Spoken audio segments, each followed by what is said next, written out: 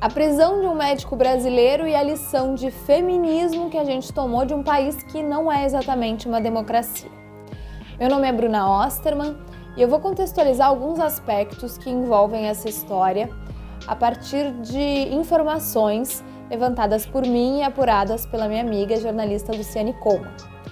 O médico voltou para o Brasil depois de ficar uma semana detido no Cairo e o que aconteceu, a maioria de vocês já sabe.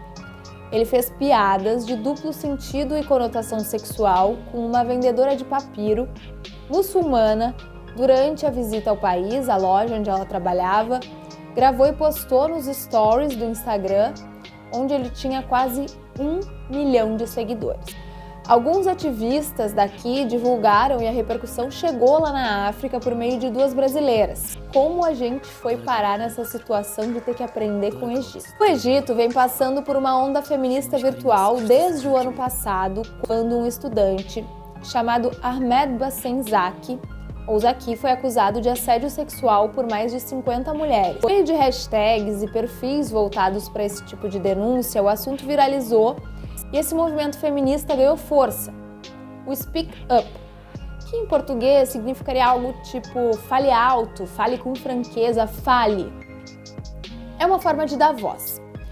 Meses depois, um caso que aconteceu em 2014 veio à tona. Uma jovem de 18 anos foi vítima de estupro coletivo em um hotel de luxo lá do Egito, o Fairmont, e os 5 acusados ainda filmaram o crime e compartilharam com outras pessoas. Esse caso teve de tudo: prisão de alguns dos envolvidos, mas também do promotor da festa onde isso aconteceu, mas não necessariamente por envolvimento no caso e teria sido apenas pelo fato de que ele é gay, e até a vítima foi acusada. É que o Egito não é exatamente um exemplo de democracia e nem tampouco de direitos humanos, respeito aos direitos humanos. No fim, criminosos soltos e meio que não deu em nada. Esse caso poderia ser apenas um fiasco ou mais um dia normal no Egito, mas ele desencadeou a criação de uma lei contra assédio sexual. O artigo 306 do Código Penal egípcio declara que quem cometer assédio sexual em local privado ou público pode ser preso ou deve pagar uma multa ou ser preso e pagar uma multa. Quando o vídeo do médico caiu na rede e atravessou o Atlântico, os egípcios, aliás, as egípcias, subiram uma hashtag em árabe que dizia o seguinte: julguem o assediador brasileiro. E foi isso que aconteceu. Em um país onde 83% das mulheres locais relataram já ter sofrido algum tipo de assédio sexual. Entre as estrangeiras, o número é ainda maior, 98%. Essa pesquisa foi citada em um relatório da ONU, Organização das Nações Unidas, em 2013. Mas onde eu quero chegar com tudo isso? Precisou a misoginia brasileira cruzar fronteiras, cruzar um oceano e chegar ao mundo árabe de uma religião conservadora como o Islã, para muita gente entender que machismo não é engraçado. Mas foi uma brincadeira de mau gosto, ele mesmo disse. No segundo vídeo que gravou e expôs a vendedora.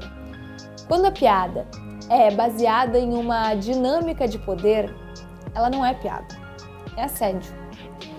Mas o que é essa dinâmica de poder?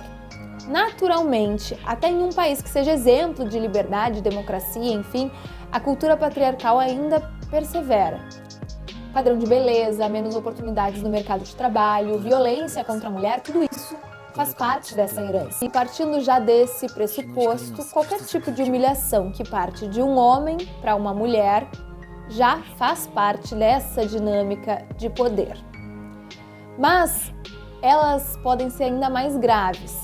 Aqui no Brasil, o assédio sexual é crime quando acontece no ambiente de trabalho por parte de alguém que se prevaleça da hierarquia para assediar um funcionário, ou seja, aquele chefe que dá em cima da funcionária.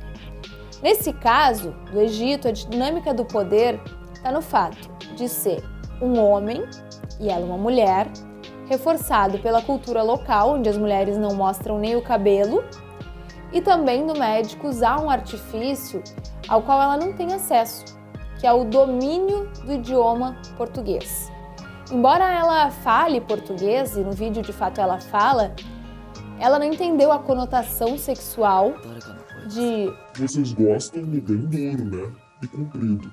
se ao invés de uma mulher, esse vendedor, essa pessoa que estava vendendo o papiro fosse um homem egípcio, será que essa piada existiria? Os mesmos ativistas brasileiros responsáveis por divulgar esse vídeo acabaram descobrindo outro em que esse médico age de forma bem semelhante com uma mulher não brasileira. Quantas vezes isso pode ter acontecido sem câmeras gravando? Quantas vezes isso acontece? Não só com ele, mas com muitos outros. A piada só tem graça se for divertida para os dois lados e entendida por todos envolvidos. Vulnerabilidade não é engraçado, a menos que a pessoa esteja rindo de si mesma.